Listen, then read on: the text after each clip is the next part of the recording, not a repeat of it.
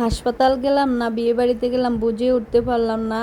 আসসালামু আলাইকুম। আজকে চলে গেলাম টমসম ব্রিজে পিপলস হাসপাতালে। আজকে আমার বাবির সিজার হবে আর আমরা চলে গেলাম পিপলস হাসপাতালে। এই হাসপাতালে আমার আর আগে যাওয়া হয় নাই। এই হাসপাতালটা 14 তলা আর আমাদের কার্যক্রম হচ্ছে 7 তলায়। আর আমি ভিতরে ঢুকে ইন্ট্রোডিউস দেখে তো পুরাই অবাক, পুরো মনে হচ্ছে যে একটা বাসা, খুবই ভালো লাগলো। আর লিফট আছে এদিকে দুইটা, একটার জন্য দাঁড়িয়ে আছি আর একটা পুড়ে গেছে চলে যাচ্ছে। তারপর দেখলাম যে লিফটের পাশেই 9 তলা পর্যন্ত কি কি আছে ওইটার একটা লিস্ট দেওয়া আছে। আর 9 তলার উপরে বাকি তালাগুলোতে ফ্যামিলি বাসা, ডাক্তার, নার্স আর স্টাফরা থাকে। তারপর আর আমরা চলে গেলাম 7 তলায়, 711 নম্বর রুম আমাদের। ভিতরে ঢুকে তো খুবই সুন্দর পরিবেশ, মনে হচ্ছে যে একটা বাসায় আছি আমরা, হাসপাতালে না। এখানে একটা ফ্রিজ দেওয়া আছে আর এদিকে দেখুন এসি আছে, 2টা বেড। তারপর এদিকে সোফা, টিভি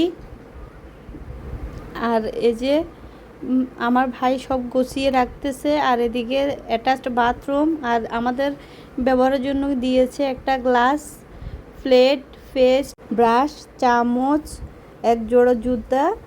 আর এদিকে দিয়েছে দেখুন শ্যাম্পু, সাবান আর তোয়ালে দিয়েছে একটা।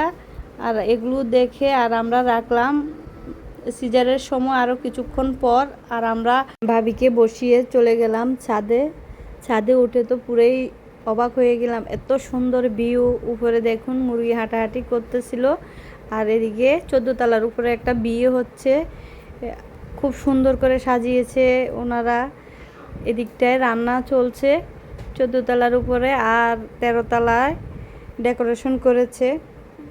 আর আমি একটু দেখলাম, ভালোই লাগলো। তারপর আর একটা স্টাফকে জিজ্ঞেস করলাম এখানে কি হচ্ছে, এখানে কারা আছে। উনি বললেন যে এখানে ফ্যামিলি বাসা, বিয়ে হচ্ছে একটা স্টাফের বিয়ে। ও আচ্ছা, এখানে তো থাকে দেখা যায় যে মুরগিও ফেলে। বাহ, ওনারা তো এখান থেকে সুন্দর ভিউ উপভোগ করতে পারে রাত্রেবেলা। তারপর আর 14 তলা থেকে 13 তলায় নেমে আসলাম। এই যে এদিকটায় খুব সুন্দর করে ডেকোরেশন করেছে।